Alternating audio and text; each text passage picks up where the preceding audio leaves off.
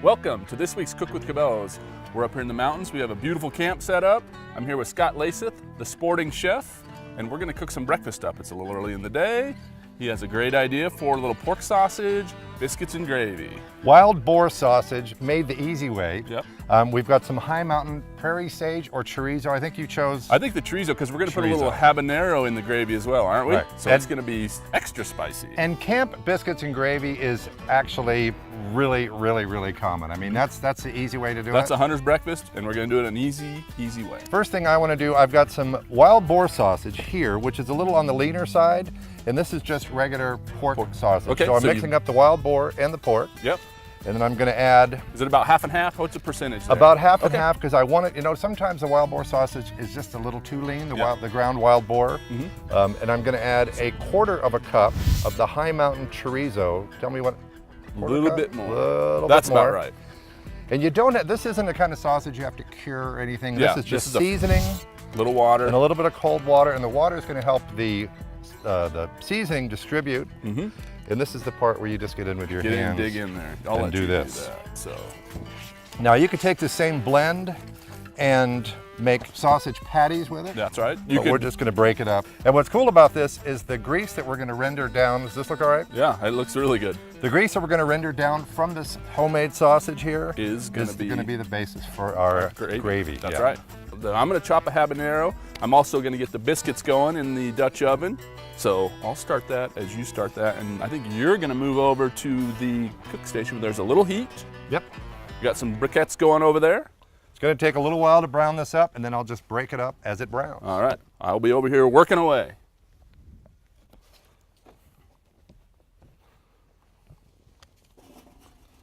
Just going to take some of those seeds out because this habanero is spicy enough as it is. So I'm taking a little bit of those seeds out.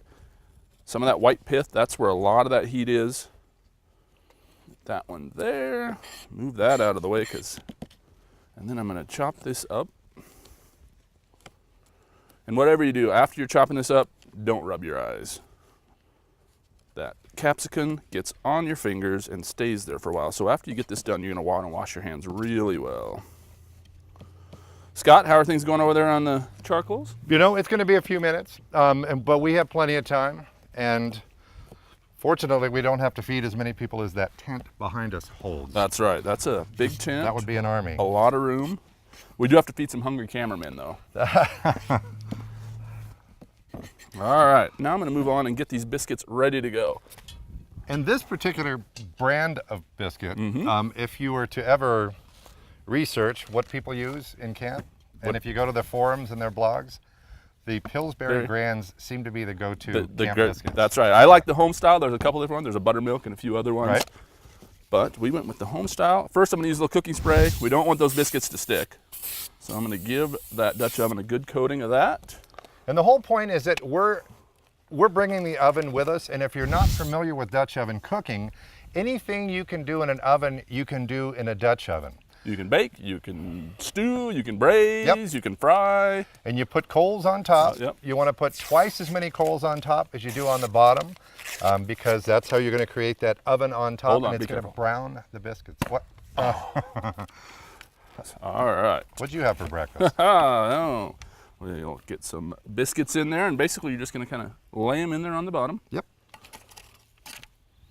All the way around, fill that space. I'm going to get you a spot cleared out over here. Yep, get some coals ready because I'm going to be over there in 1 second with a Dutch oven full of biscuits. All right. Are you ready for me? I'm ready. All right, we're going to set right there. And you got the tongs, so I'll let you load up a few coals on there. Now, do you want more coals on top or more coals on bottom?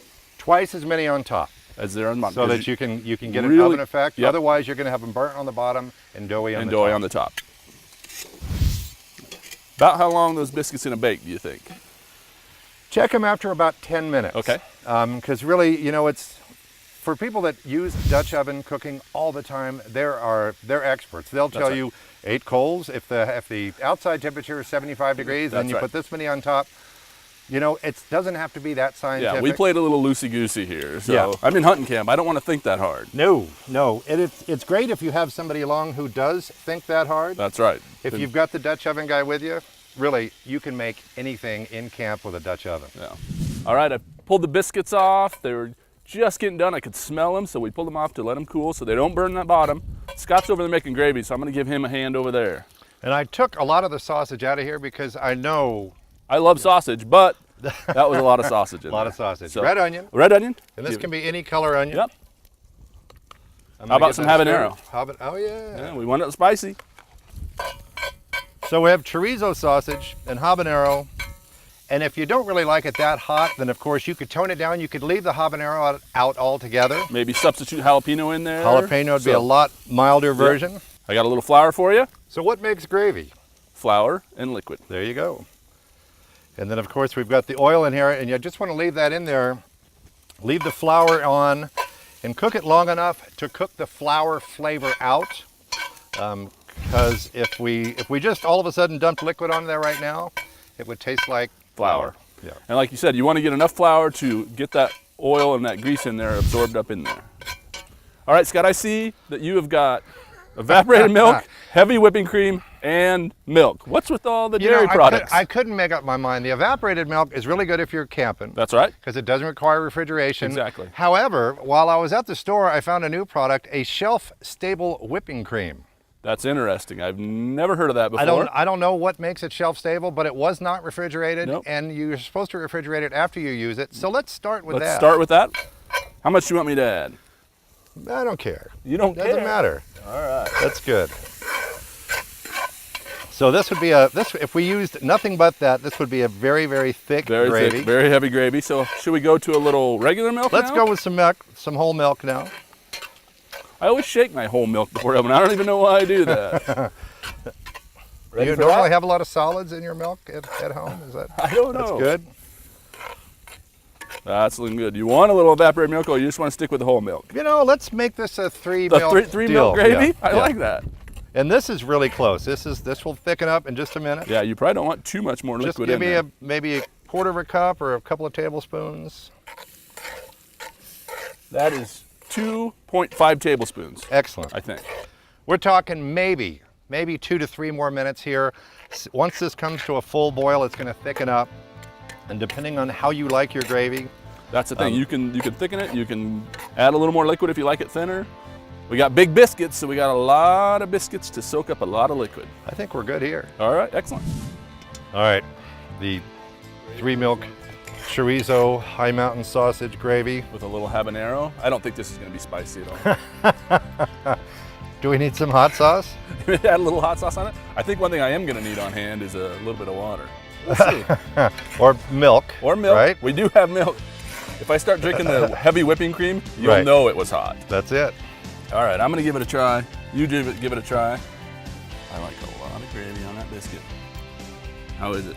It's not that hot. Not that hot. All right. Well, I don't think I trust you, Scott, so I'm going to take my bite off camera in case I start sweating. But thanks for joining me. Thanks for cooking breakfast for me. Thanks for not burning the biscuit. I did not burn the biscuits. And thanks for joining us as well. And come back next week for Cook with Cabela's.